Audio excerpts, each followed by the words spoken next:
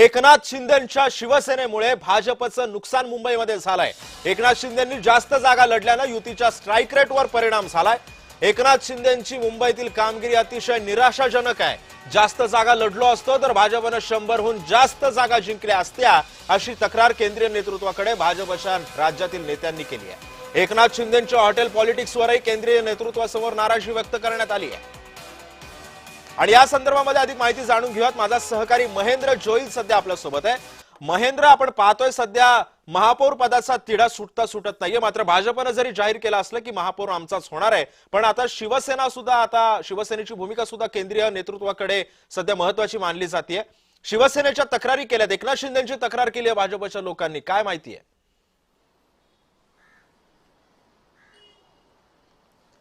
नक्कीच सिद्धेश, एकीकडे महायुतीतील महापौर पदावरून जो वाद आहे की शिंदेंना 2.5 वर्ष हवी आहेत, त्यावर भाजपने ठाण्यातील महापौर पदासाठी दावा केलाय।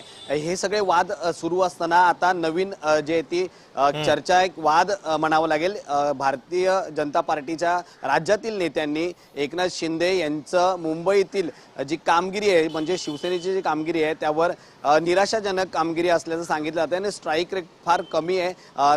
त्यात भारतीय जनता पार्टीच्या नेत्यांनी केंद्रातील नेत्यांकडे अशी जी आहे ते आपली भूमिका मांडली। त्यामुळे एकीकडे भाजपने 135 जागा लढून 89 जागा जिंकली आहे, तर शिंदेंनी ज्या त्या 90 जागा घेऊन 29 जागा जिंकली। त्यामुळे त्यावरही हॉटेलमध्ये त्यांच्या ज्या नगरसेवकांना ठेवलं आहे त्यावर भारतीय जनता पार्टीचे काही राज्यातील जे नेतृत्व आहे त्यांनी केंद्रातील नेतृत्वाकडे ह्या सगळ्या भूमिका मांडल्यात आणि एकंदरीत ह्यामुळे भाजपचं फार नुकसान झालंय असं जे ते भाजपच्या राज्यातील नेत्यांचं म्हणणं आहे।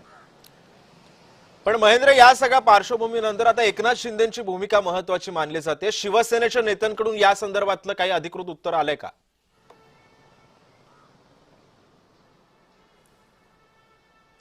सिद्धेश, या बाबतीत अद्यापही शिंदेच्या शिवसेनेकडून काही उत्तर नाही आलंय, मात्र याबाबत उत्तर येणं अपेक्षित आहे, कारण दोघांमधला जो महापौर पदाचा वाद आहे तो या सर्व संदर्भात दोन्ही पक्षांकडून, म्हणजे दोन्ही पार्ट्यांकडून जे आहे ते महापौर आमचाच होईल या सगळ्या संदर्भात होते। मात्र आता ह्या आरोपानंतर शिंदेकडून काय प्रतिक्रिया येणं हे पाहणं महत्वाचं असणार आहे। त्यामुळे एकनाथ शिंदेच्या पार्टीकडे, पक्षाकडे या सगळ्या संदर्भात विचारणा केली असता त्यांचे पक्ष राज्यातील नेते आहेत ते या सगळ्या संदर्भात काय माहिती देतात तेच पाहणं महत्वाचं असणार। नक्कीच महेंद्र, त्यामुळे येत्या काळामध्ये काय राजकीय उलथापालथ होते का हे सुद्धा पाहणं महत्वाचं ठरणार आहे। धन्यवाद तू दिलेल्या या सविस्तर माहितीबद्दल।